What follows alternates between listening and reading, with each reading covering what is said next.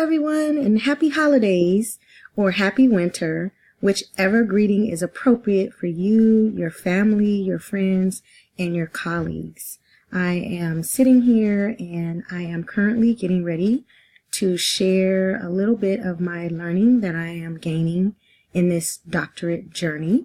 Today's prompt is from Simon Sinek's How Great Leaders Inspire video.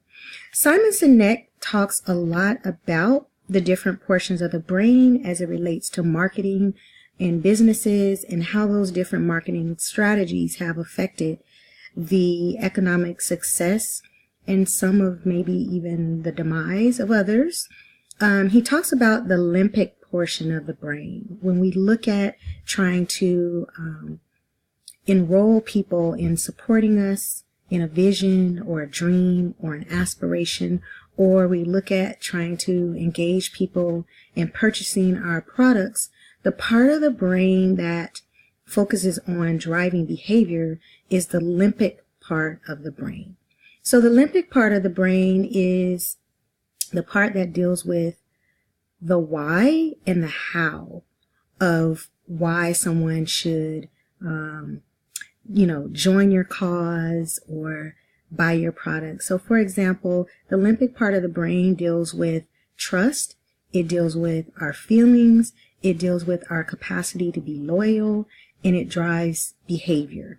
The neocortex part of the brain is language driven, language focused. So that would be a marketing strategy that's focusing on an actual product, and the reasons why you should buy that product or why that product itself is the best, but not the passion of why the product is created or why you want other people to buy the product or what's the passionate reason behind the product.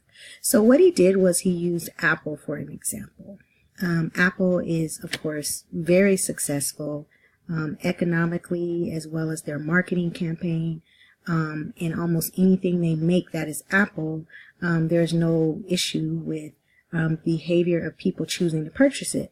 And Apple focuses on the why their product should be purchased. They focus on the passion behind their product. So, for example, Apple focuses on they love to challenge the status quo, and they love to promote thinking differently. I like to call it outside of the box.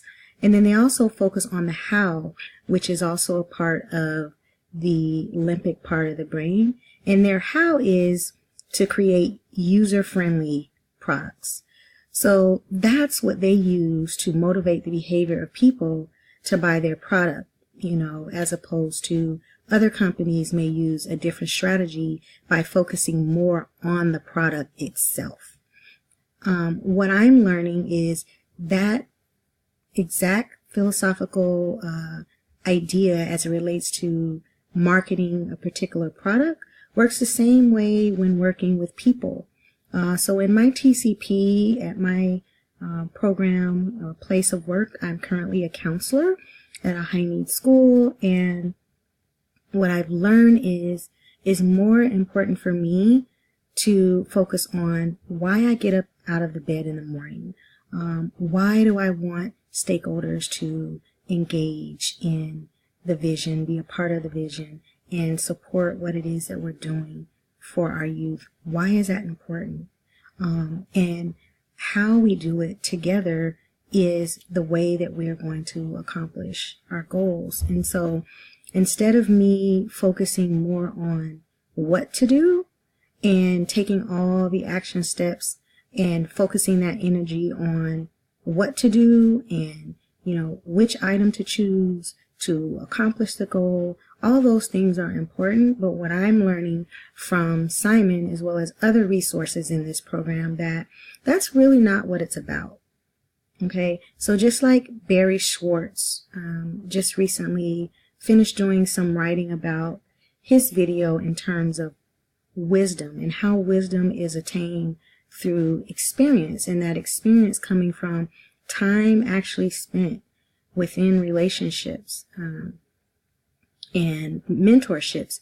And that's how the wisdom is gained. And so even though if I'm focusing on a particular thing or a program or a system that may be, that may work, who cares? There's systems everywhere. There's tools everywhere. There's programs everywhere.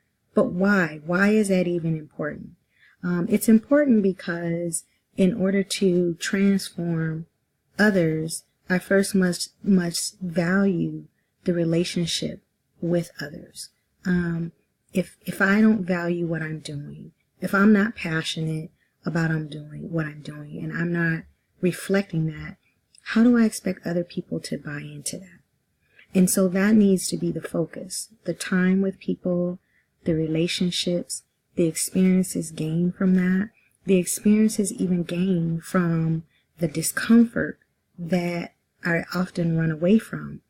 So even Brene Brown in this program watched a powerful video in terms of, the power of vulnerability, really learning how to lean in the discomfort of this work and trusting the process and being present, intentionally present with people, because ultimately it is those relationships that will get us where we need to go or get, the vision where it needs to be. And even if the vision and the situation in the TCP process has gotten messy at times, I've also learned by reading Leadership on the Line that I'm also a part of whatever that mess is. So there's no such thing as us or them, it's us.